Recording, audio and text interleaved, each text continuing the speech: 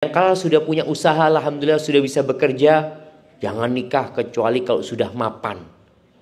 Loh, lihat sampai mati tidak mapan-mapan, tidak kawin-kawin akhirnya. Karena ada orang sampai mati di rumah kontrakan, tidak punya rumah dia. Apakah memang disyaratkan orang menikah harus punya rumah?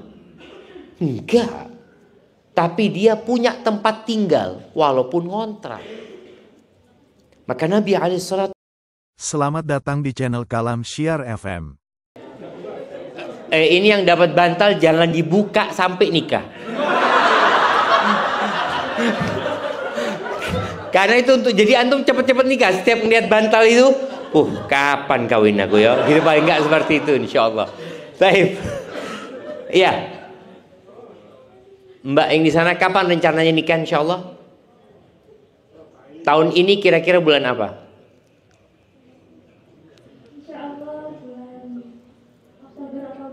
Loh, deket sekali sudah. Kasih setrikaan nggak apa-apa.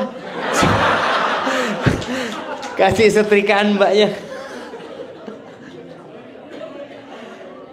Iya, masya Allah. Sudah bisa nyetrika mbaknya ya? Loh, kalau belum. Ingat baik, jangan dibuka setrikaannya kecuali yang pertama disetrika bajunya suaminya. Nah, masya Allah jemaah. Ana bahagia sekali kalau melihat anak-anak yang mau segera menikah. Karena sebelum bicara bagaimana mendidik generasi, ya kita sendiri yang harus memperbaiki diri kita sendiri. Di masa yang penuh dengan fitnah, yang kata Nabi SAW, "Ma min zamanin illa walladhi ba'dahu syarrun minhu."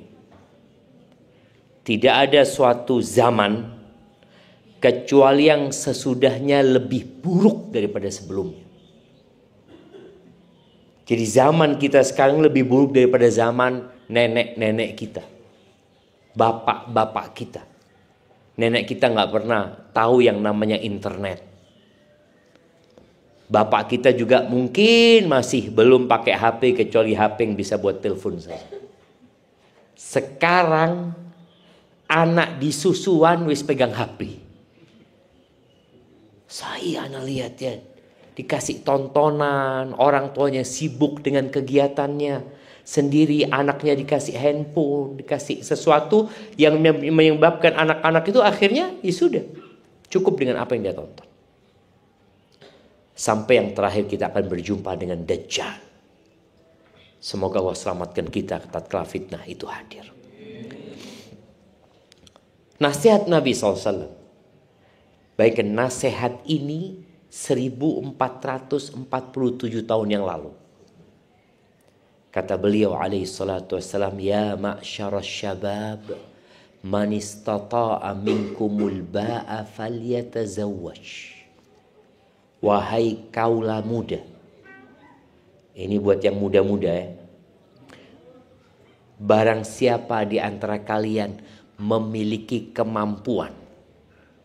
Kemampuan yang pertama adalah kemampuan secara finansial. Kedua, kemampuan secara mental dan fisik. Ilmu. Barang siapa yang memiliki kemampuan, hendaklah menikah. Sekarang kan orang tua nggak lagi nyuruh anaknya nikah. Kuliah, jangan nikah, usah kuliah. Loh, apa urusannya nikah sama kuliah kok dipertentangkan? Kadang-kala sudah punya usaha, alhamdulillah sudah bisa bekerja, jangan nikah kecuali kalau sudah mapan. Loh, lihat sampai mati tidak mapan-mapan, tidak kawin-kawin akhirnya.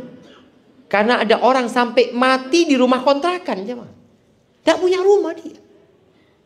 Apakah memang disyaratkan orang menikah harus punya rumah? Enggak. Tapi dia punya tempat tinggal walaupun ngontrak. Maka Nabi SAW mengatakan itu di saat fitnah tidak seperti hari ini. Menikah katanya SAW. Kenapa? Supaya selamat dari fitnah. Fa innahu aghaddu lil basar wa ahsanu lil farj. Karena dengan menikah itu akan lebih menjaga pandangan dan menjaga kemaluan. Fitnah yang paling membahayakan buat kaum laki-laki apa? Ya wanita. Kenapa kok dipisahin? Kenapa perempuan di belakang kok nggak di depan? Bapak-bapak. Kadangkala kalau sudah masuk lift, keluar lift, ada istilahnya apa? Ladies first ya. Jangan. Kita dulu yang laki dulu yang keluar. Soalnya kalau perempuan dulu yang keluar, antum liatin dari belakang. Masya Allah. Makanya antum keluar dulu. Betul seperti itu adabnya memang. Terus kalau nggak bisa nikah, apa solusinya? Puasa, kata Nabi SAW. Sekarang nikah enggak, puasa enggak. Dulu fitnah terjadi kalau orang keluar rumah. Jadi bisa disebut sekarang ini fitnah di luar rumah dengan di dalam rumah lebih dahsyat di mana? Di dalam rumah. Di dalam rumah itu dengan adanya handphone ya. Nabi SAW pernah menyampaikan tidak akan terjadi kiamat kecuali ada 6 perkara yang kalian lihat. Salah satunya wa fitnah. Dan fitnah yang masuk ke setiap rumah orang Arab. Fitnah itu masuk ke dalam rumah. Dulu orang kalau mau melihat perempuan ya harus keluar rumah. Makanya ada istilah kalau ke mall ngapain? Cuci mata dulu kan. Orang ke mall bukan mau belanja, cuma mau cuci mata. Sekarang cuci mata di mana orang-orang? Di handphonenya. Yang seharusnya dia tundukkan matanya, na'udzubillah. Ternyata dia menggunakan nikmat Allah itu dalam kemaksiatan. Maka menikah menjadi solusi untuk semuanya. Di Malang ini beberapa waktu yang lalu ada ya kehidupan semacam kumpul kebo yang disebut apa? Kohabitasi. Iya. Betul. Yang hidup serumah, mereka belajar berumah tangga katanya. Kok iso belajar berumah tangga? Belajar berumah tangga ngaji sama ustadz. Diajari, sudah ngerti nikah. Bukan belajar berumah tangga laki perempuan hidup bersamaan di dalam rumah. Yang tidak mampu kata Nabi SAW, fa'alaihi bisiyam fa'innahu lahu wija. Maka hendaklah dia berpuasa karena puasa itu dapat mengontrol syahwat kita. Saat ini anak-anak itu lebih cepat baligh tapi lebih lambat dewasa. Balighnya cepat. Kalau dulu mungkin anak-anak laki itu ada yang baligh umur 15 tahun baru baligh ya. 14 tahun baru baligh ya. Anak ingat anak baligh itu mungkin kelas 2 SMP pada waktu itu. Sekarang karena faktor makanan dan faktor tontonan, anak-anak SD sudah banyak yang balik. Anak-anak SD. Tapi dewasa, tidak dewasa-dewasa. Lulus kuliah belum tentu dewasa. Tapi sudah balik. Makanya pemerintah kita pun mulai memikirkan memundurkan umur pernikahan. Usia pernikahan itu dimundurkan. Karena mereka melihat yang nikah-nikah muda ini cerai. Mereka bisa kawin tapi nggak bisa membangun rumah tangga.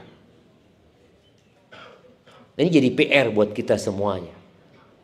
Makanya kenapa tema ini penting walaupun tadi belum pada nikah ya. Tapi bagaimana mempersiapkan diri tatkala engkau menikah, engkau bisa mendidik generasi dengan pendidikan yang sesuai dengan harapan. Anak akan membacakan sebuah cerita. Cerita ini terjadi di pagar Konstantinopel. Ketika Konstantinopel belum ditaklukkan.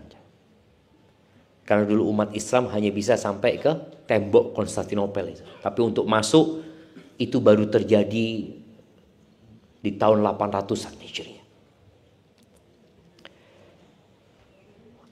Disebutkan di sini, kunna bil Konstantinia ayyam Maslamah bin Abdul Malik. Kita berada di Konstantinopel pada waktu itu. Tadi di tembok Konstantinopel. Di masanya Maslamah bin Abdul Malik. Di tengah-tengah kita waktu kita ngobrol itu ada Ibn Muhairiz dan Ibn Dailami, Wahani Ibn Kulthum ya. Ini orang-orang soleh ini. Akhirnya kita cerita tentang akhir zaman. Ini cerita kira-kira 1300 tahun yang lalu anggap coba. Atau 1350 tahun yang lalu. Ini cerita tentang akhir zaman. Ngomong bahwasanya akan terjadi fitnah-fitnah yang begitu menakutkannya.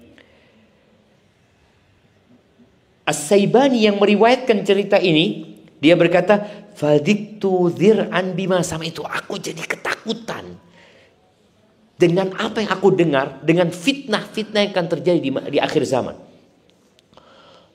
Akan banyaknya perzinaan, ya, akan banyaknya pembunuhan, anak-anak yang durhaka kepada orang tuanya. Banyak sekali fitnah yang ketika aku mendengar itu, aku jadi khawatir gitu loh. Fakultu libni Dailami. Maka aku berkata kepada Ibn Dailami, "Ya Aba Bishr, biwuddi annahu la yulad li waladun abada." Aku kok jadi kepingin gak punya anak selama-lamanya. Dia mengatakan setelah khawatir gitu loh. Ya opo anak-anak nanti gitu loh. Bagaimana tatkala kebebasan na'udzubillah ya, dibuka sehingga perzinaan terjadi di jalanan. Dan Nabi SAW menyebutkan di antara tanda-tanda kiamat itu wa tadharul fahisha hatta tafshu, akan nampak atau tantashir yang namanya kekejian. Di situ ada perzinaan, ada LGBT sampai merajalela ya. Maka di As-Saibani mengatakan aku nggak kepingin punya anak gitu loh. Gimana anakku nanti? Ini 1300 tahun yang lalu jemaah sudah ngomong kayak gitu. Karena dia beriman bahwa apa yang disabarkan Nabi SAW pasti terjadi. Dia yakin. Kapan dia nggak tahu, tapi yang dia pikirkan bagaimana dengan anak keturunanku nantinya. Ketika menghadapi yang seperti itu. Apa kata Ibn Dailami? Aku dipukul pundakku sama dia. Wa qala ya ibna ahi la taf'al. Wahai keponakanku, jangan kau lakukan itu. Fa innahu laysa min nasamatin kataballahu laha an takhruj min sulbi rajulin illa wa hiya kharij. Tidak ada manusia yang sudah Allah tetapkan akan lahir, pasti akan lahir. Jadi kita nggak kepingin punya anak, kalau Allah kepingin, ya jadi anak. Berapa banyak orang-orang yang mungkin ingin punya anak sampai berangkat ke rumah sakit hebat ya. Tapi kalau Allah katakan nggak punya anak, ya nggak punya anak. Karena semua berada dalam ketentuan Allah Azza wa Jalla. Insya'a wa in aba.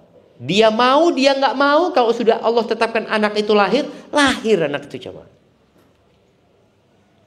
Lalu apa solusinya? Ketika kita takut dengan fitnah itu, Ibn Dailami mengatakan, ala adulluka ala amrin in anta adraktahu najjakallahu minhu. Engkau mau nggak aku kasih sebuah amalan yang kalau engkau mendapati fitnah-fitnah itu, engkau akan selamat, diselamatkan Allah Azza wa Jalla. Wa in tarakta waladaka min ba'dika hafizahumullahu fik. Kalau engkau meninggal dunia dan engkau punya anak-anak, maka anak-anak itu akan dijaga sama Allah Azza wa Jalla untukmu. Ya, siapa yang nggak mau? Nah, ini yang jadi tema kita. Bagaimana kita menghadapi fitnah selamat, dan bagaimana tatkala kita meninggal dunia, anak-anak kita selamat menghadapi fitnah yang ada. Lalu beliau membacakan firman Allah di surat An-Nisa ayat 9. Coba semua dibuka handphonenya, dibuka surat An-Nisa ayat 9.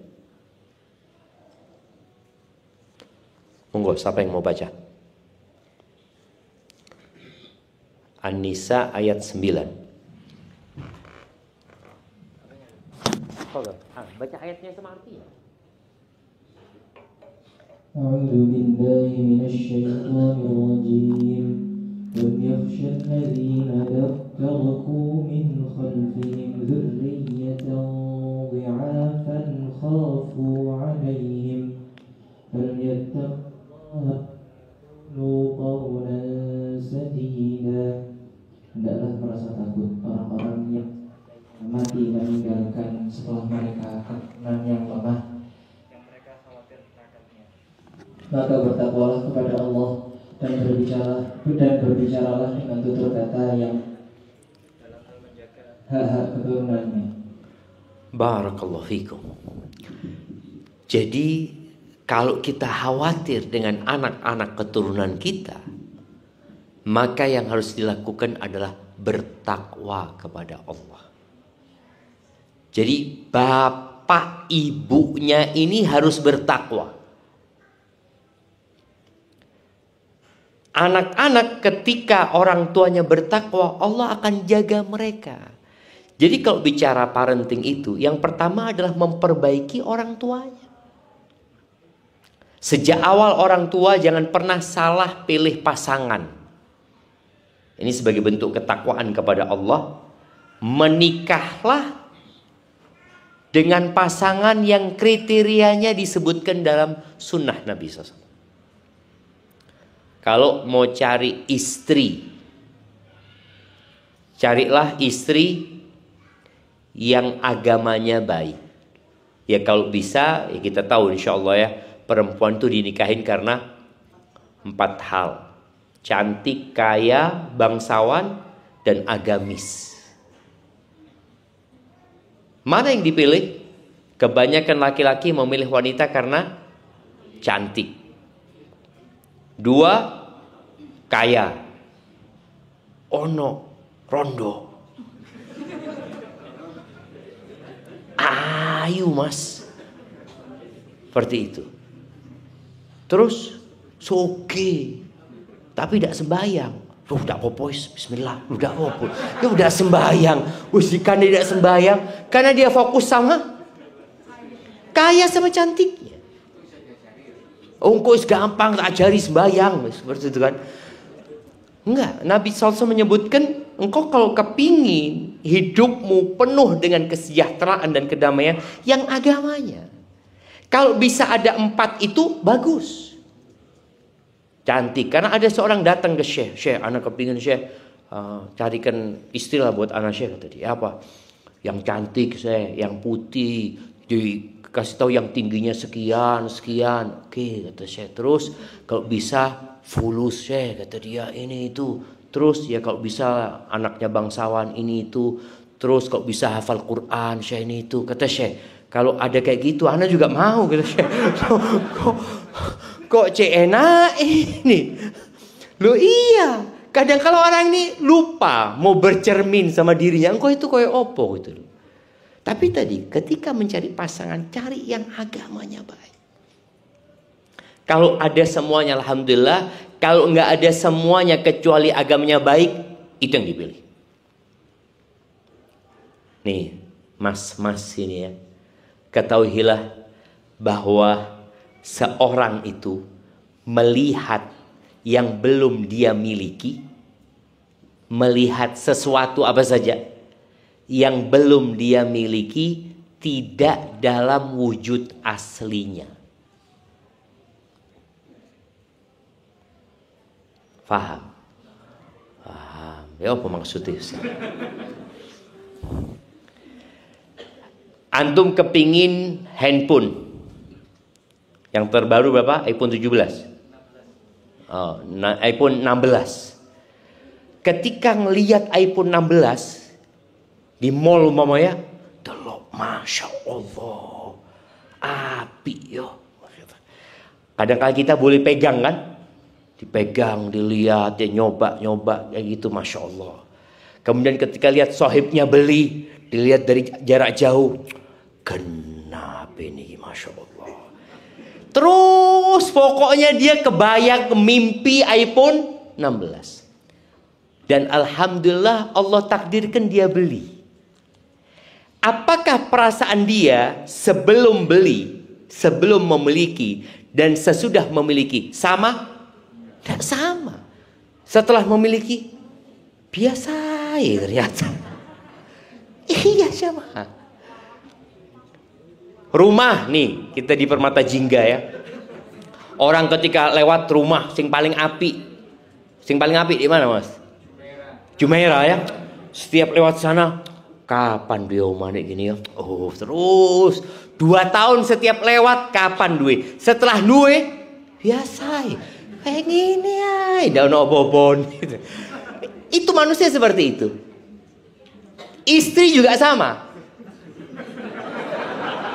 Loh, sungguhan jemaah. Jadi antum ketika senang dengan seorang perempuan ya, setiap lewat depan rumahnya, iki ndak ono wonge. Cuma lewat ngarepe omahe. Langsung ndrodok ati, Masya Allah katanya. Pas kajian kayak gini delok sandali. Loh, iki sandali fulana iki.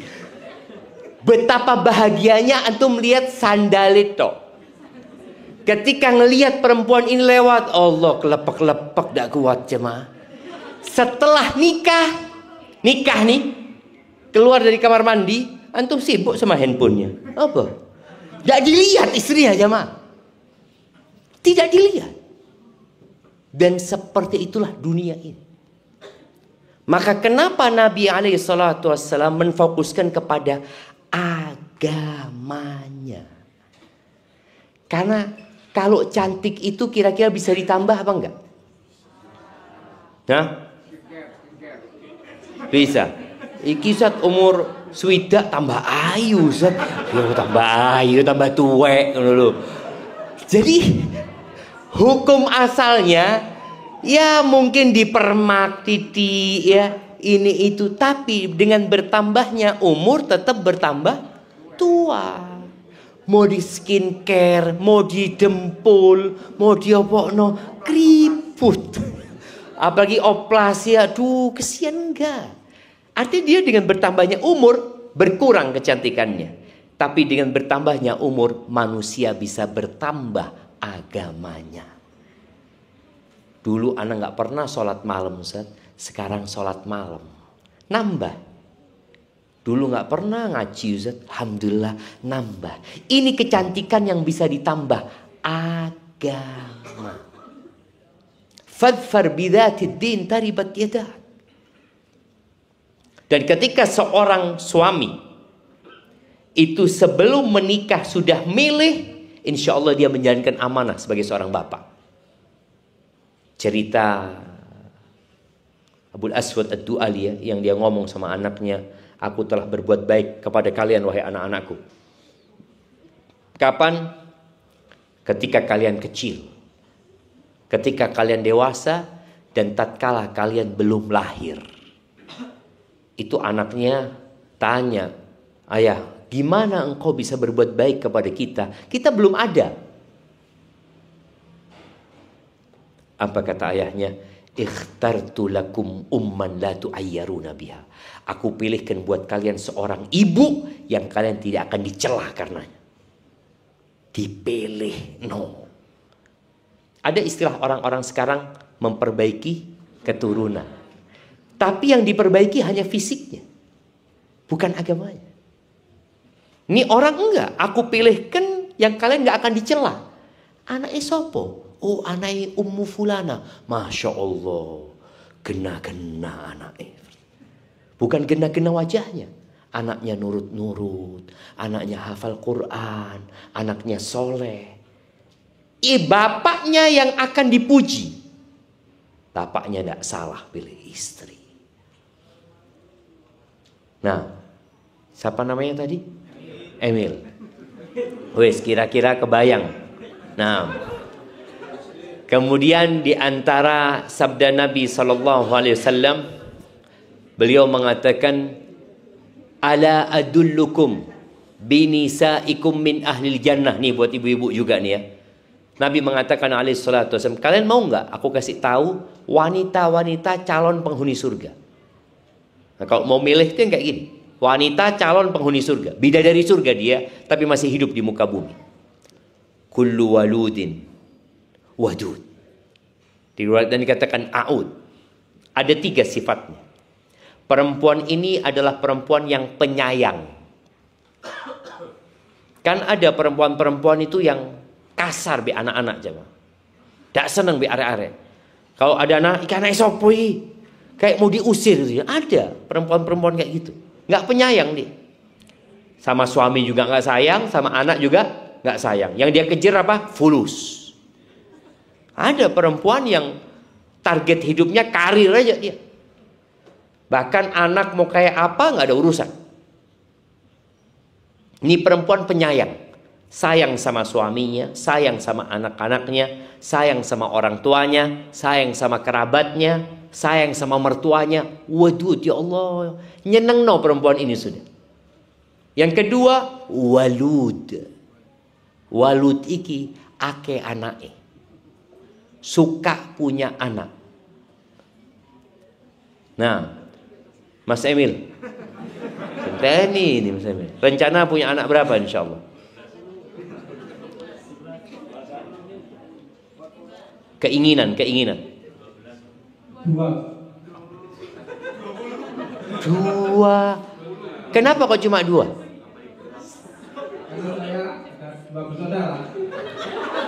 Antum 2, paling tidak antum 12 supaya lebih banyak saudaranya. Amin. Amin 12 insya Allah ya. Iya, walud. Jadi perempuan, karena sekarang muncul generasi memang yang nggak mau repot sama anak. Bahkan ada pernikahan-pernikahan yang tidak diinginkan punya anak dalam pernikahan itu. Child free ya, child free. Kalau dia bapak ibunya child free, nggak lahir dia. Dia harus paham. Ini kadang-kala orang gara-gara salah mencontoh, dia lupa kalau dulu bapak ibuku child free, aku udah lahir. Loh iya. Makanya kenapa negara-negara maju banyak yang mau tutup negara itu. Jepang umpamanya, Singapura yang dekat deh. Jepang itu jumlah penduduknya sudah seperti piramid terbalik ya. Jadi yang tua-tua banyak, yang lahir itu sedikit cuma, nggak seimbang. Akhirnya negara itu mensupport siapa yang mau punya anak dikasih uang. Kalau muslim nggak perlu dikasih uang. Karena dia punya prinsip, aku kepingin punya anak-anak yang melanjutkan perjuangan. Dengan harapan mereka mendoakan kedua orang tuanya. Anak itu aset. Sama seperti tanah, orang punya tanah, punya rumah. Anak ini aset. Maka ini perempuan calon penghuni surga, walud. Suka punya anak. Maka kalau ada ibu-ibu suaminya ngomong, "Dik, nambah anak yo." "Aduh mas, kesel mas. Ndak wis." Loh ya apa? Wanita penghuni surga suaminya ngomong, "Dik, punya anak lagi ya." Bismillah mas. Insya Allah calon penghuni surga itu. Sahih jemaah. Ada di Surabaya. Di Surabaya satu bersaudara 25 orang. Dari ibu satu. Dan katanya anak punya nenek Ustaz, nggak punya pembantu Ustaz. Punya anak 25. Ya kalau generasi sekarang jangan banyak-banyak lah, separuhnya lah. Separuhnya belum tentu mau. Tapi bagaimana ya, semoga neneknya itu benar-benar dimasukkan ke surga Allah Azza wa Jalla. Karena dia capek jemaah, capek, lelah. Tapi tatkala dia berharap surga Allah, capek lelahnya hilang. Ketika dia lihat hamil, dia tahu dengan setiap keletihan dia bahwa itu anak. Sholat dalam kondisi hamil gak sama dengan sholat dalam kondisi biasa. Karena lebih berat ketika orang kondisinya hamil. Puasa dalam kondisi hamil tidak sama dengan puasa dalam kondisi gak hamil. Jadi perempuan ini suka punya anak. Yang ketiga, aud, suka kembali ke suaminya. Kebanyakan wanita itu suka kembali ke suaminya, apa suka kabur dari suaminya? Nah, ruwet titik, pulangkan aku ke rumah orang tuaku. Nah, ada masalah dikit, balik ke tempatnya mertua. Suami nggak ditegur. Perempuan penghuni surga ini kalau disakiti sama suami, subhanallah ya, atau dia menyakiti suaminya, yang minta maaf itu bukan suami, istrinya, kata Nabi SAW. Dia datang ke suaminya, dia pegang tangan suaminya, kemudian dia mengatakan kepada suaminya, la adzuku bi ghumdin hatta tardoh. Aku nggak akan pejamkan mata sampai engkau ridho sama aku, mas. Ada perempuan kayak gitu jemaah. Ada, tapi sulit jemaah. Maka betul bapak-bapak? Oh ya, setuju bapak-bapak. Jadi yang minta maaf itu istri apa suami?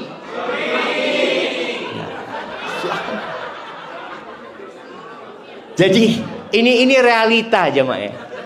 Maka dikatakan laki-laki yang minta maaf karena dia melakukan kesalahan, itu laki-laki yang jujur.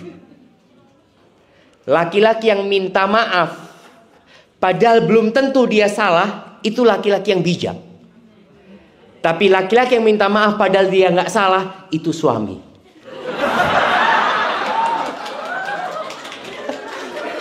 Loh, antum setuju enggak bapak-bapak? Loh, setuju. Apa seperti itu ibu-ibu?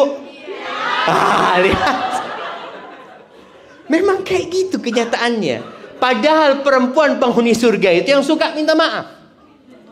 Dan bedanya suami sama istri kalau minta maaf, kalau suami minta maaf mengatakan, dek, aku njaluk sepuro dek ya. Kalau istri minta maaf, mas, aku njaluk sepuro lek duwe salah. Jadi saya tidak ngaku lek salah. Jadi dia ngomong lek duwe salah, enggak. Kalau laki langsung njaluk sepuro gitu loh. Ya Allah, memang berat masuk surga itu cuma. Berat, minta maaf saja berat gitu loh. Tapi seperti itu wanita penghuni surga. Maka tadi paling tidak seorang suami, seorang laki-laki kalau cari pasangan demi mendapatkan anak-anak yang dijaga sama Allah, engkau jangan salah pilih. Begitu pula dengan di sini para perempuan ya yang belum menikah atau yang sudah menikah. Sebagian orang sudah menikah dan merasa salah pilih suami. Ada yang merasa salah pilih suami? Enggak. Enggak salah, Ustaz, takdiri kayak gini. Nah, tadi ada mungkin yang merasa salah gara-gara memang dia ketika menikah dia tidak memilih agamanya suami. Padahal kata Nabi SAW, idza ja'akum man tardawna dinahu wa khuluquhu fa'ankihu. Apabila datang kepada kalian seorang laki-laki yang agama dan akhlaknya kalian sukai, bukan wajahnya, bukan pekerjaannya, bukan kemapanan hidupnya, tapi dua hal. Kalian suka sama agama dan akhlaknya, kawinkan. Terimalah pinangan orang itu. Wa illa kata Nabi SAW, kalau kalian tidak menikahkan, takun fitnatun fil ardi wa fasadun arid. Maka akan terjadi fitnah di muka bumi. Akan terjadi kerusakan yang melebar kemana-mana. Gara-gara orang memilih suami yang nggak soleh, akhirnya anak-anaknya nggak soleh juga. Karena nyontoh bapaknya nggak sembahyang. Kadangkala ada bapaknya yang narkoba, bapaknya suka pulang malam gara-gara judol, ini macam-macam. Itu terjadi. Yang salah siapa? Ya engkau, kenapa engkau mau gitu loh. Maka kalau sudah terjadi itu, bertobatlah kepada Allah. Karena boleh jadi dia harus minta maaf sama anak-anaknya. Nak, sepuro nih nak ya. Mama memang dulu waktu nikah sama bapak itu ngelihat kepada uangnya bapak. Boleh jadi. Bagaimana cara mengetahui agamanya seseorang? Ya paling tidak kalau mau tahu agamanya Mas Emil, tanya sama imam masjid. Tanya, Ustadz, ini Mas Emil ini di soft pertama kali, di soft yang mana kalau sholat? Oh, Mas Emil ini jadi imam terus, tapi imamul masbuqin, imam yang telat-telat. Umpamanya. Nah ini umpama gitu kan. Jadi orang itu kan tanya sama imam. Apalagi khotib Jumat kan ada kelihatan khotib itu sama jamaahnya. Ada yang ketahuan, aduh fulan, Masya Allah fulan, Jumatan selalu telat di belakang. Ada yang seperti itu. Itu kalau mau tahu agama. Kalau mau cari akhlak seseorang jangan di masjid. Karena di masjid semua orang akhlaknya baik. Tapi kalau mau tahu akhlak orang itu di tempat kerjanya. Bagaimana fulan? Allah fulan, utang setahun tidak bayar-bayar. Itu indikator akhlak buruk itu susah bayar utang. Jadi kalau punya kawan susah bayar utang, ini akhlaknya buruk sudah. Yang kedua, kalau lagi makan bareng dompetnya ketinggalan. Ini termasuk akhlak buruk. Aduh sepuro nih dompetnya ketinggalan. Akhirnya temennya yang bayarin ya. Seperti itu. Ada kondisi seperti itu. Karena kebakhilan ini juga akar permasalahan dalam rumah tangga. Ibu-ibu, anak mau tanya sama ibu-ibu ini. Mana yang dipilih? Suami yang kaya raya tapi pelit, atau biasa-biasa kaya raya ganteng tapi pelit? Terus biasa-biasa aja wajahnya, yang tidak terlalu kaya tapi royal. Pilih yang mana? Pilih yang royal jemaah.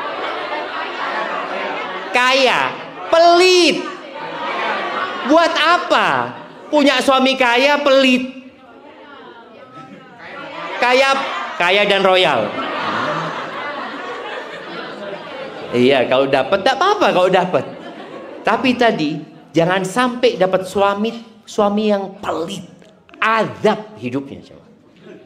Azab, sungguhan. Seperti apa peribahasa Indonesia itu? Seperti tikus mati di lumbung padi. Ada. Maka tadi, kalau mau cari suami, cari yang agamanya baik dan akhlaknya mulia. Karena ingat ibu-ibu ya, pernikahan itu seperti perbudakan. Kok bisa Ustaz? Perempuan itu nggak bisa melepaskan dirinya sendiri. Dia kalau mau cerai harus gugat ke pengadilan, harus ngurus, nggak bisa. Suaminya merantau 2 tahun tidak pulang, apakah otomatis cerai? Enggak. Tetap statusnya istri. Sudah 2 tahun Ustaz pisah rumah Ustaz, tapi tidak ada perceraian, tetap istri statusnya.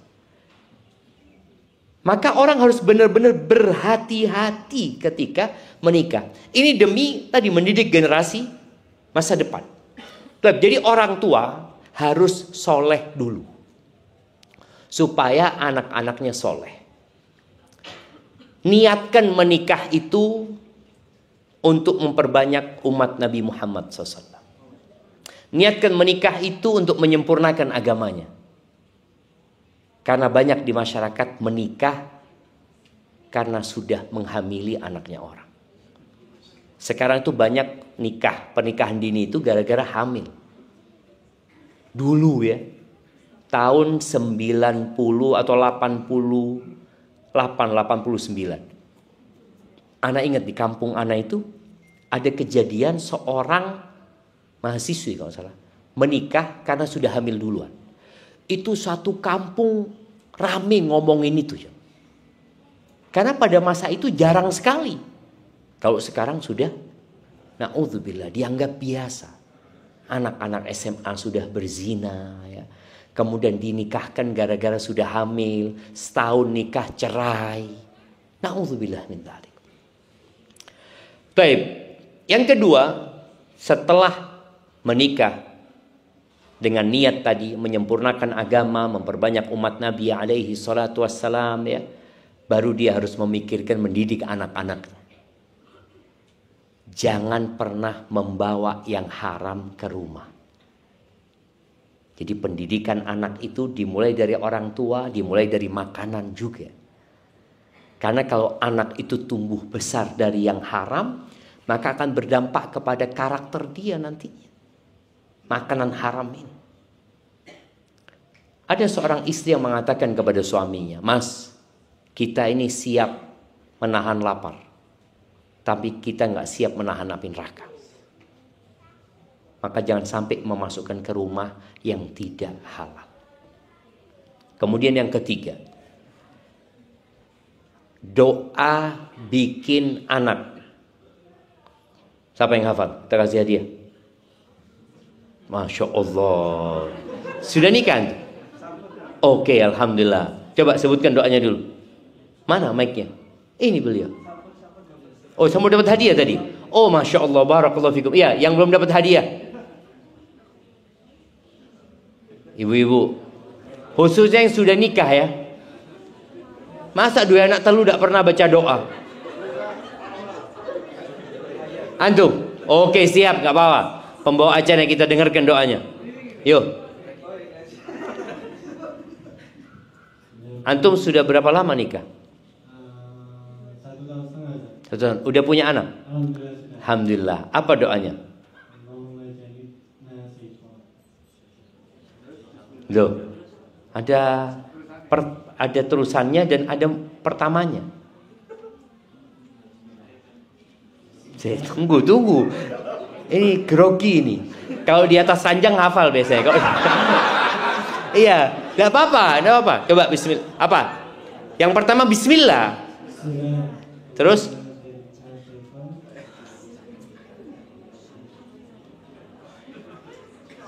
Kurang dikit. Allahumma jannibna syaitan wa jannibi syaitan ma razaqtana. Artinya,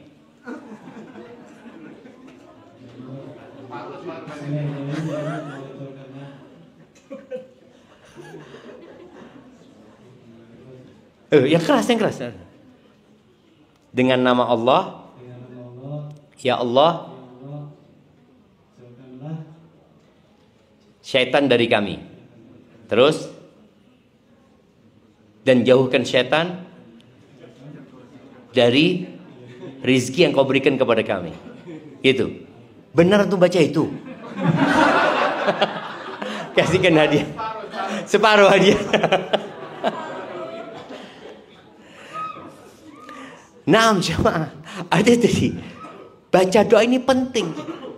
Karena kata Nabi SAW, yang baca doa itu, iyuqaddar bainahuma walad. Kalau ditakdirkan punya anak, insya Allah anaknya diselamatkan dari setan.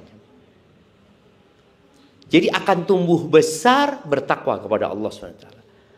Sebagian bapak-bapak ini gerusa-gerusu.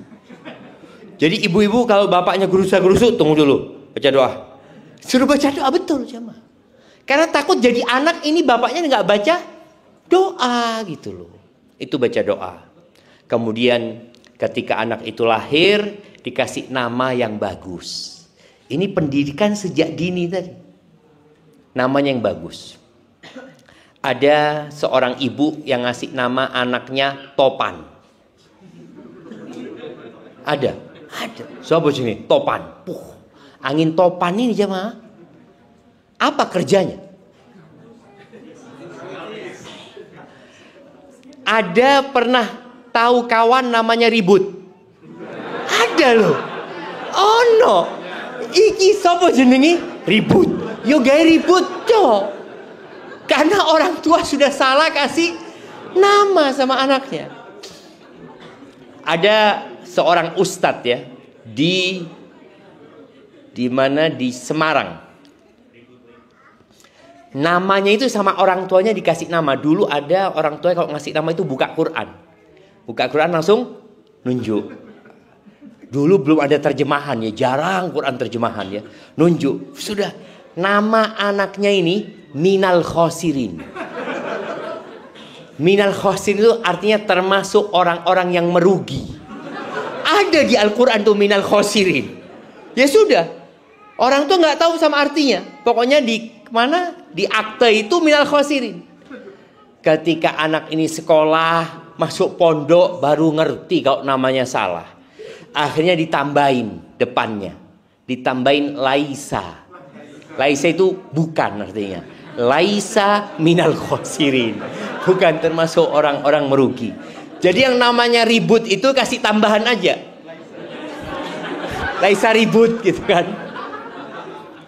Dan ini berdampak. Jangan pernah mengatakan apa arti sebuah nama. Nama berdampak loh. Karena orang akan memanggil anak itu dengan panggilan itu terus menerus. Ketika ada seorang sahabat datang kepada Nabi alaihi salatu wassalam. Ditanya sama Nabi alaihi salatu wassalam, siapa namamu? Hazan. Hazan itu artinya keras kepala. Susah. Ruwet orang. Kata Nabi SAW, bal anta sahal. Engkau mudah. Sahal. Diganti namanya sahal ya. Sahal itu lawannya hazan. Engkau sahal. Apa kata orang ini? Aku nggak akan ganti nama pemberian orang tuaku. Ya sudah, Nabi alaihissalatu wassalam hanya mengusulkan kan. Akhirnya kata cucunya, Sa'id ibn Musayyib ibn Hazan, gara-gara kakek kita nggak mau dirubah namanya, keras kepala di rumah kita sampai hari ini ada. Jadi anak cucunya keras kepala. Itu berdampak. Maka tolong pilihkan nama yang baik. Nggak usah pilih nama yang aneh-aneh ya. Kadang-kadang kan ada orang cari nama yang tidak ada di Malang. Anak ketemu dengan satu orang, nama anaknya siapa namanya? Titanica. Kelelep pergi coba. Loh, kapal Titanic itu tenggelam gitu loh. Namanya Titanica iso kelelep anaknya. Ada lagi nama anaknya siapa? Harley Davidson. Karena bapaknya senang sama Harley. Ada yang namanya Pajero, macam-macam jemaah. Antum lihat namanya orang itu. Ya terserah, orang tuh ngasih nama terserah ya. Tapi kalau nama itu nggak baik, bok diganti. Nggak apa-apa ganti nama, carikan nama yang baik. Kemudian setelah itu mulai nih didik anaknya. Jadi ibu nih, kalau ibunya soleha tadi, dia akan menyusui. Dan di dalam agama kita itu, kalau ibu nggak bisa nyusuin, ada ibu susuan. Ini harapan kita mungkin di Malang ini, kalau bisa Permata Jingga ini membuat rumah susuan. Jadi bukan tempat penyimpanan ASI ya, bukan. Kan ada bank ASI. Bank ASI itu banyak ulama menolak karena akan tercampurnya nasab nantinya. Karena nggak tahu ini asinya siapa, ini asinya siapa. Tapi kalau ibu susu, ya enggak, ibu ini nyusui. Jadi ibu itu digaji untuk nyusuin anaknya orang. Nabi kita Muhammad alaihissalatu wassalam, siapa yang nyusui? Halimah Sa'diyah. Iya, susui ibunya kemudian dibawa ke desa aja mah. Maka ketahuan siapa ibu susunya. Kalau bayi itu disusui pakai botol, dia tidak akan merasakan kedekatan dengan orang yang menyusuinya. Sampai ada sebuah penelitian di barat sana. Ada ruang bayi-bayi yang baru lahir itu. Dan yang biasanya anak di situ diinkubasi ya. Itu kan dikasih susu formula ya, kasih susu formula. Disebutkan di tempat itu ada dua ruangan. Yang satu ruangan dikasih suara detak jantung. Di satunya enggak. Ternyata yang dikasih suara detak jantung itu lebih tenang bayi-bayinya. Karena bayi ketika ditempelkan ke dada ibunya, dia dengar suara jantung ibunya. Dia dengar itu. Maka terjalin hubungan yang dekat anak sama ibu. Maka usahakan tadi ibu-ibu ini nyusui anaknya. Dulu wakil presiden yang dahulu, Bapak Yusuf Kala, itu sempat mengusulkan bagaimana perempuan-perempuan yang punya anak itu jam kerjanya dikurangi. Supaya mereka masih sempat nyusui anak-anaknya. Tapi ditentang oleh aktivis gender. Dikatakan ini termasuk diskriminasi terhadap perempuan karena dibeda-bedakan. Loh, pancen ini berbeda. Beda, yang hamil siapa? Perempuan gitu loh. Seharusnya dia diperlakukan lebih. Yang melahirkan siapa? Perempuan. Yang nyusui siapa? Perempuan. Tapi ada aktivis gender yang menuntut persamaan. Nggak mau, harus tetap sama. Loh gimana? Ada terjadi kezaliman kepada para wanita itu nantinya. Maka tadi usahakan menyusui. Dalam penyusuan itulah ibu ini banyak berzikir, banyak baca doa. Ojo nonton TikTok. Lu kadang kala mbik nyusui mbik joget. Iki anak sih disusuan wis diajari joget orang tuanya. Auzubillah min dzalik ya. Sang bapak juga tadi usahakan mendidik anaknya dengan cinta dan kasih sayang. Gendong anaknya sesekali, mencium anaknya. Nabi Muhammad SAW itu gendong cucunya. Sholat ke masjid, digendong, ditaruh di sini. Umamah bintu Abil As, putrinya Zainab bintu Muhammad SAW. Itu sholat dibawa sama Nabi SAW. Ini salah satu bentuk pendidikan dengan cinta dan kasih sayang plus memberikan teladan. Anak kecil itu nggak bisa dikasih tahu sholat kayak gini, harus kayak gini, nggak bisa. Dia perlu dikasih contoh. Maka bapak-bapak hendaklah memberikan contoh yang baik. Perbanyak sholat sunnah di rumah. Kata Nabi SAW, waktu anak tinggal berapa menit? 5 menit lagi. Kata Nabi SAW, khairu salatir rajuli fi baitihi. Sebaik-baiknya sholat orang laki itu di mana? Di rumahnya. Anak ulangin. Khairu sholatir rajuli fi baitihi. Sebaik-baiknya sholat seorang laki-laki itu di mana? Di rumahnya. Illal maktubah, kecuali sholat wajib di masjid. Jadi sholat qobliyah, ba'diyah, duha, sholat malam itu lebih baik di rumah. Karena rumah kita itu boleh jadi 40 hari nggak ada sholat. Karena istri sedang nifas, nggak ada sholat. Masih bayi, yang hidup di rumah ini cuma 3 orang. Antum, suami, istri, plus bayi ini. Istrinya sedang nifas. Kalau sang suami sholatnya di masjid terus, qobliyah, ba'diyahnya, duha di masjid, berarti 40 hari di rumah tidak akan ada sholat. Maka tolong sholat sunnahnya di rumah. Biar anak itu ngelihat bapaknya sholat. Wallah jamaah, beberapa hari yang lalu anak tersentuh hati anak. Anak jam 2 bangun ke toilet, terus anak sholat witir lah. Lagi sholat witir, anak punya anak umur 7 tahun. Perempuan, dia bangun. Dia bangun untuk ke toilet juga. Setelah dari toilet, Ana lihat dia mandangin Ana. Dari pintu itu dia pandangin Ana, terus dia masuk ke kamarnya. Dapat setengah menit, dia masuk lagi ya, ke toilet. Ambil wudu. Sholat. Ana ngomong subhanallah ya. Betul, anak itu melihat, gak perlu disuruh. Ketika itu yang dia lihat terus, akhirnya dia tertarik untuk sholat. Seperti bapak yang ngomong sama dia, nak, ojo rokok anak ya. Rokok ini membunuhmu. Kira-kira anaknya itu ngerokok apa enggak? Ngerokok. Padahal sudah dikasih tahu, nak, secara medis terang sama bapaknya, sambil rokokan bapaknya terang no. Anak itu mungkin salah mendengar tapi tidak pernah salah melihat. Salah dengar, bapaknya ngomong, nah ojo rokokan, yang dia dengar enak rokokan. Oh iya pak, karena dilihat bapaknya ngerokok. Kalau rokok itu berbahaya, mesti bapaknya nggak ngerokok gitu loh.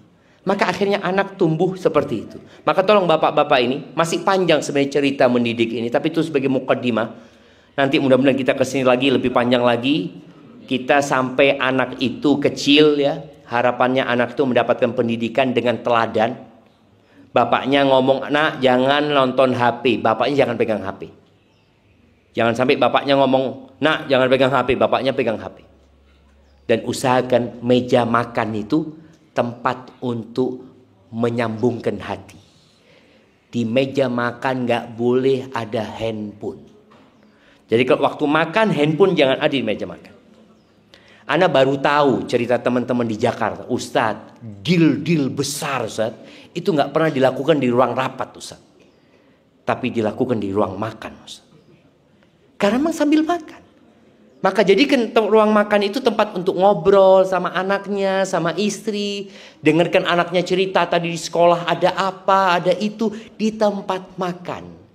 Sedangkan kita dulu dididik sama orang tua. Kalau makan, tidak boleh ngomong. Ini kan pendidikan zaman dulu. Makan. Jadi kita makan itu wes mangan. Padahal di meja makan seharusnya kita berbicara. Bahkan kalau membaca sunnah-sunnah Nabi SAW, Nabi ngobrol di tempat makan. Itu mungkin dapat Anda sampaikan. Dan perbanyak doa ya. Semoga Allah jaga anak-anak kita. Barakallahu fikum. Kami buka pertanyaan.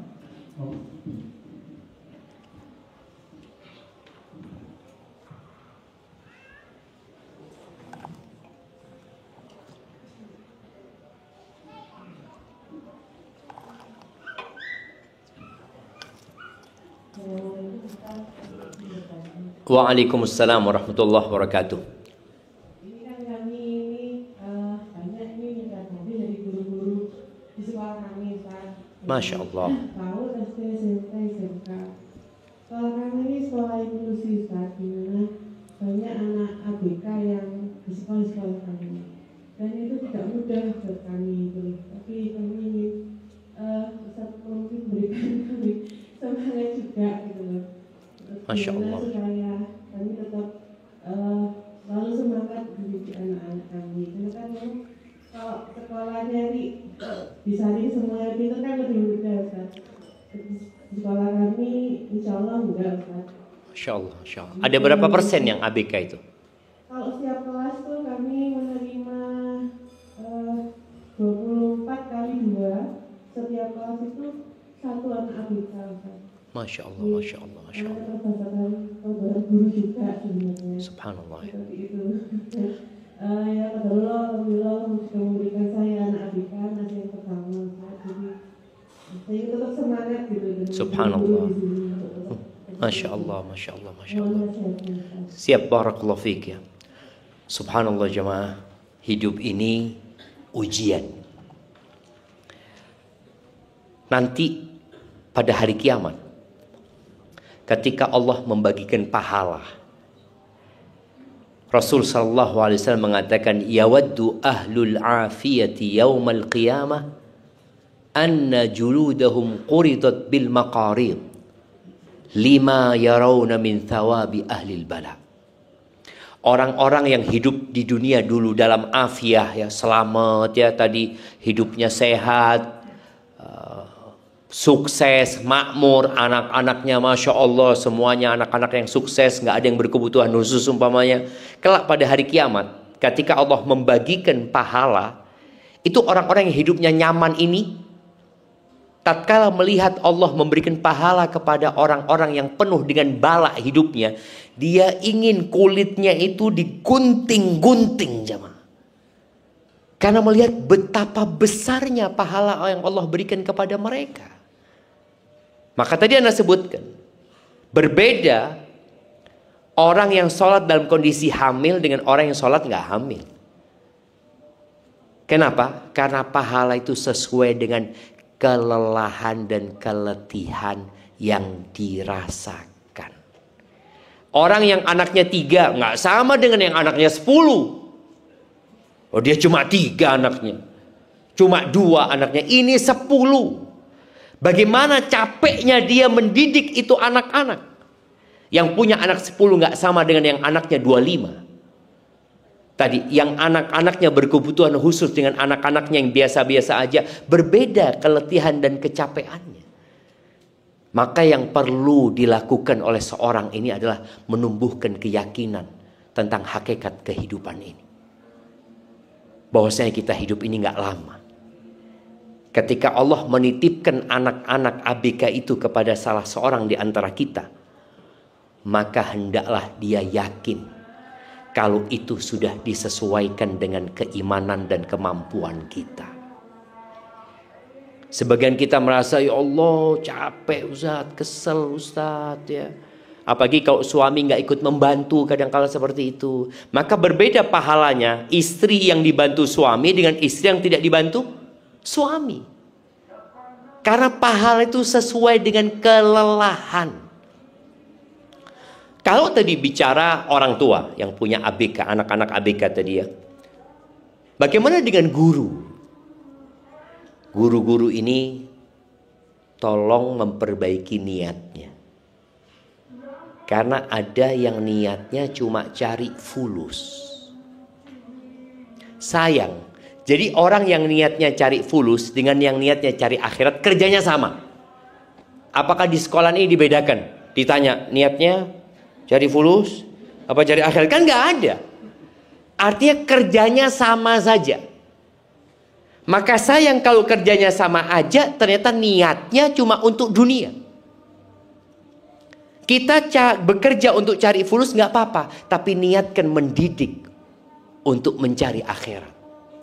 Nabi SAW ketika ditanya tentang orang yang terbaik, beliau mengatakan khairun nas atau ahabun nas ilallah, orang yang paling dicintai Allah, anfa'uhum linnas, adalah orang yang paling bermanfaat buat orang lain. Maka sebesar manfaat yang kita berikan kepada orang lain, sebesar itu pula kecintaan Allah kepada kita. Maka tadi menjadi seorang guru, jadi orang yang bekerja bukan hanya guru ya, ini bicara guru dan bicara yang lainnya. Ada yang bekerja transaksional. Ya dia anak punya kewajiban dan anak punya hak. Anak kerjakan kewajiban anak dapat hak anak. Itu transaksionalnya, nggak ada masalah. Tapi harus punya target sendiri, individual. Anak mau ngapain dalam kehidupan ini sih? Engkau tanyakan kepada dirimu. Anak kerja di tempat ini mau ngapain anak? Anak punya waktu sama dengan orang lain punya waktu. Dan umur anak terbatas. Maka usahakan tadi seorang itu meniatkan dengan pekerjaannya mencari akhirat. Dia bekerja dapat uang untuk memberikan nafkah kepada keluarganya. Dia bekerja apalagi kalau dikatakan tadi mengajarkan ilmu. Maka bagaimana dia berharap nih anak-anak yang anak ajar. Kalau mereka mengamalkan ilmunya, insya Allah anak dapat bagian pahalanya. Ketika melihat ada anak yang bandel, karena kita tahu di kelas itu anak-anak nggak sama ya. Ada anak-anak yang bandel, yang membutuhkan effort lebih mendidiknya, tentunya pahalanya beda. Dengan anak-anak yang sudah nurut ya, Masya Allah. Mungkin seperti itu, dan usahakan ketika berangkat kerja itu, berdoa mohon kepada Allah Azza wa Jalla. Keluar rumah, katakan Bismillahi tawakkaltu ala Allahi la hawla wa la quwata illa billah. Itu doa yang biasa kita baca. Ada satu lagi doa. Allahumma inni a'udzubika an adilla au udalla, an azilla au uzalla, an adlima au udlama, an ajhala au yujhala alayya. Bacakan doa, ya Allah, aku berlindung kepadamu. Jangan sampai aku tersesat atau aku disesatkan. Jangan sampai aku tergelincir, atau aku digelincirkan. Jangan sampai aku mendolimi atau aku didolimi. Jangan sampai aku melakukan kebodohan atau aku dibodohi. Baca doa itu, semoga Allah mudahkan jalannya. Barakallahu fikum. Kita masuk ke sesi berikutnya, kuis. Ini ada tambahan. Ini tinggal 8 menit menuju aja. Oke, satu tadi kan pertanyaan ibu-ibu, sekarang bapak-bapak satu bapak-bapak. Nah,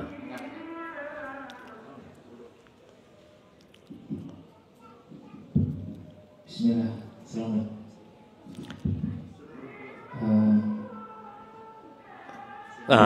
Kayaknya mic-nya ini diganti. Soalnya putus-putus ya, lihat ya. Nah. Terima kasih. Saya Ali dari SMP Bumi Cinta. Masya Allah. Udah keluarga? Alhamdulillah sudah. Mau izin bertanya Ustaz.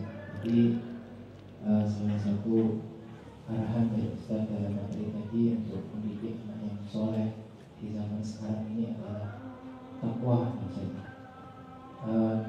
Kami mohon arahannya agar kami mampu bersabar menghadapi anak-anak kami, karena kesibukan keluarga di saat ini, ayah bekerja sampai jam 4, setengah 5 baru sampai rumah, ibu juga kadang-kadang bekerja, anak sama mertua. Allahu Akbar. Kemudian sampai rumah juga capek itu. Jadi kami untuk istilahnya mesra dengan anak itu juga kadang-kadang kurang. Malam kalau kami mau tahajud juga nggak dilihat sama anak. Jadi dan ketika liburan kami melihat anak-anak kami kadang-kadang akhlaknya kurang baik sama kami, itu kadang-kadang terkadang. Itu bagaimana agar kami bisa sabar menghadapinya, dan bagaimana kalau ada doa khusus mungkin Ustaz dari Masya Allah. Barakallahu fiik. Iya. Ada seorang yang mengadukan anaknya ke salah satu ulama ya. Dia mengatakan, aku punya anak kok susah diatur, kata dia. Akhirnya kata syekh ini, ista'in biqaulihi ta'ala. Engkau minta tolonglah dengan membaca doa dari firman Allah. Doanya ini yang ada di surat Al-Ahqaf ayat 15.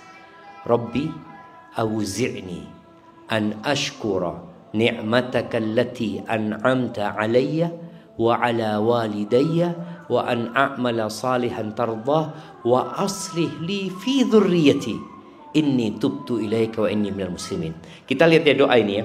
Ya Allah, ilhamkan kepada aku, bantulah aku untuk mensyukuri nikmat yang kau berikan kepada aku dan kepada kedua orang tuaku, dan bantulah aku untuk beramal soleh yang engkau ridhoi ya Allah.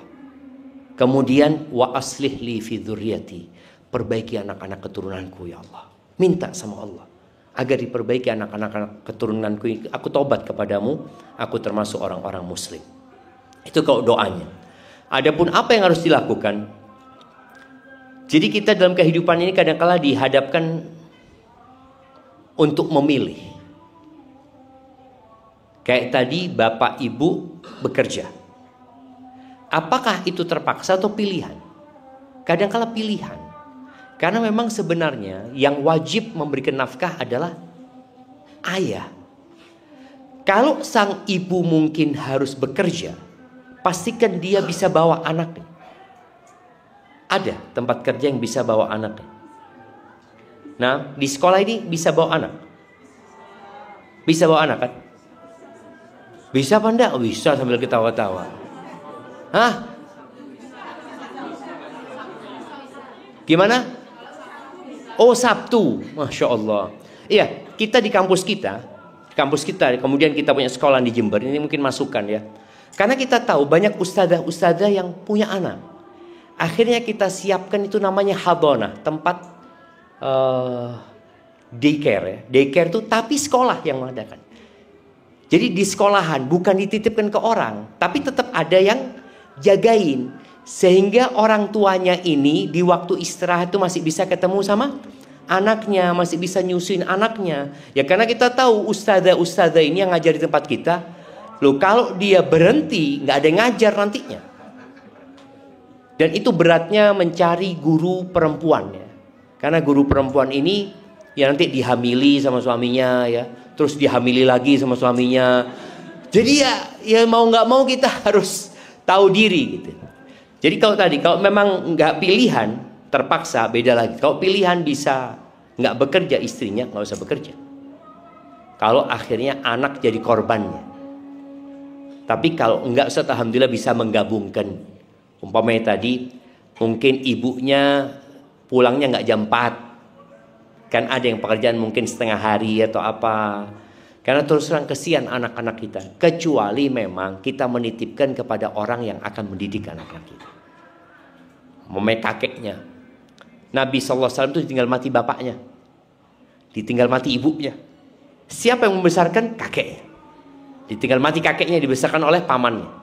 Artinya kalau yang tempat kita menitipkan anak-anak kita orang-orang yang bisa dimintain pertanggungjawaban atas apa yang diberikan kepada mereka, nggak ada masalah. Dan kemudian jangan sampai anak itu diracuni sama keluarga sendiri. Diracuni gimana? Bapakmu itu tidak tanggung jawab, ibumu pisan. Akhirnya dia benci sama bapak sama ibunya. Iya, anak dititipkan ke mbah. Seperti itu. Itu bahaya. Padahal kedua orang tuanya melakukan itu karena cinta sebenarnya sama anak-anaknya. Barakallahu fiik. Nah, jadi kasihkan kepada yang bertanya aja sudah. Oh iya. Iya. Nah, ini ada grand prize, Ustaz. Masya Allah. Masya Allah. Ada 2 pertanyaan, Ustaz. Ada 2 amplop ini ya. Wallahu a'lam. Isinya ada apa enggak nggak tahu ya. Yang penting ada amplopnya gitu kan. Ini semoga nutut sebelum azan. Monggo pertanyaan. Taib. Berkaitan dengan anak, maka sebutkan 7 anak Nabi Muhammad SAW.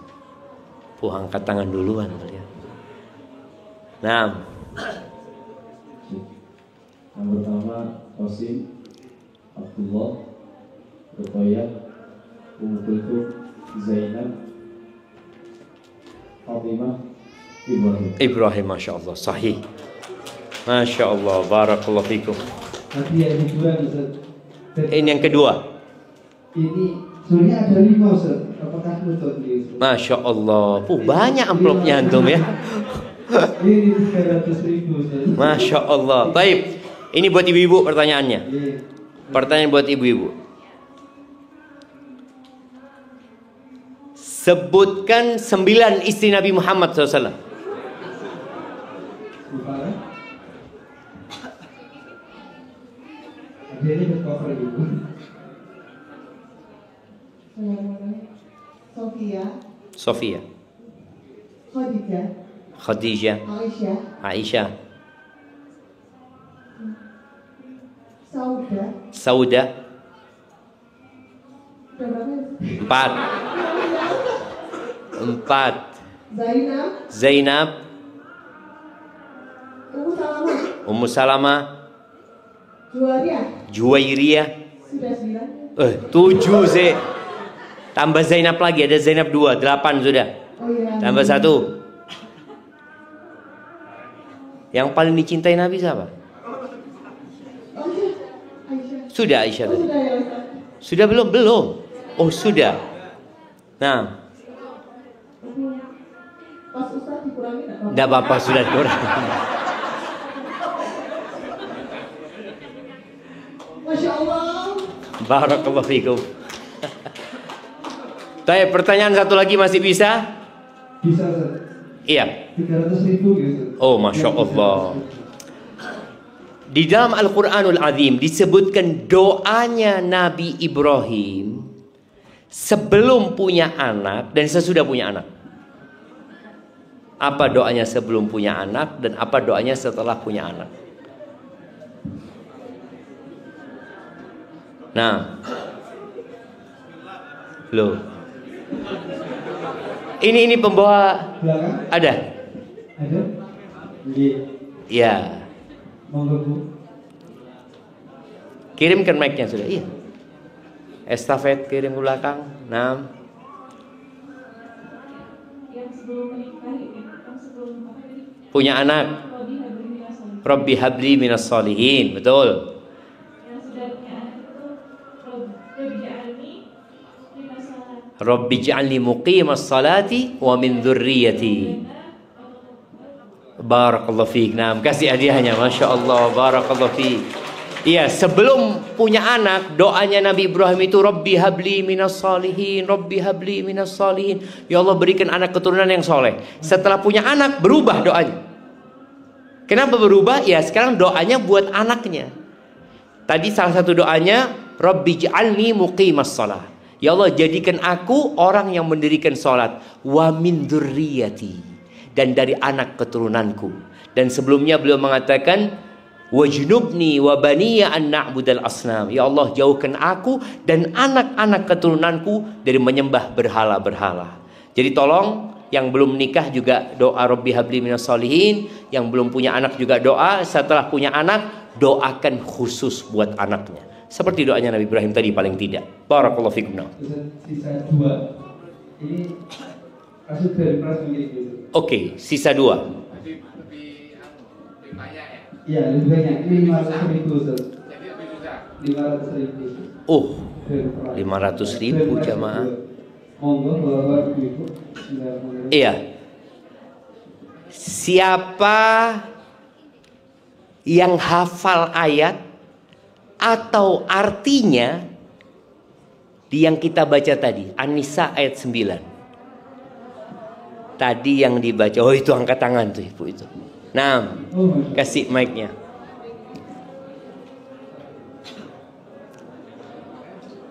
Belakang.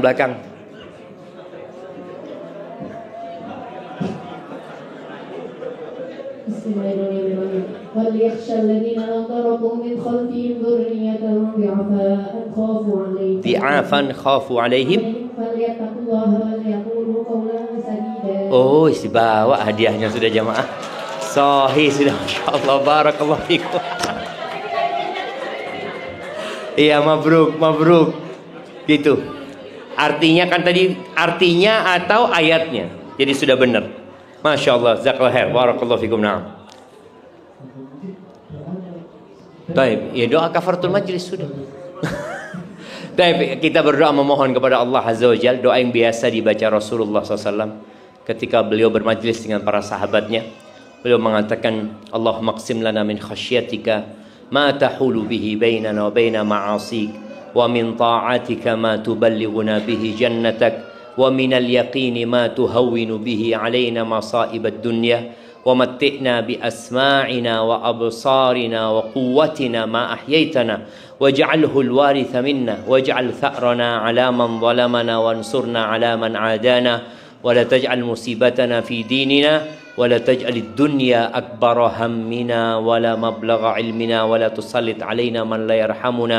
Rabbana atina fid dunya hasanah wa fil akhirati hasanah wa qina adzaban nar. Wa subhana rabbika rabbil izzati amma yasifun